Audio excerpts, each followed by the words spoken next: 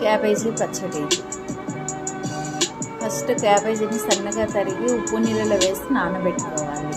వాటిని క్లీన్ చేసి నెట్ వేసుకొని ఆ తర్వాత కడాయిలో ఆయిల్ వేసి వేడెక్కిన తర్వాత క్యాబేజీ, పచ్చిమిర్చి, సరిపడా కరివేపాకు వేసి బాగా కలుపుకోవాలి.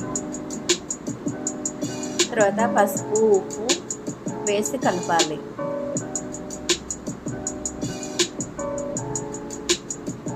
అలా మాడకుండా మీడియం ఫ్లేమ్లో పెట్టి కలుపుతూ ఉండాలి. బాగా వేగిన తర్వాత స్టవ్ ఆపివేయాలి. చల్లారిన తర్వాత మిక్సీలో వేసి సరిపడా చింతపండు క్లీన్ చేసి నానబెట్టుకున్నది మిక్సీలో వేసి చట్నీ చేసుకోవాలి. ఇదేనండి క్యాబేజీ పచ్చడి.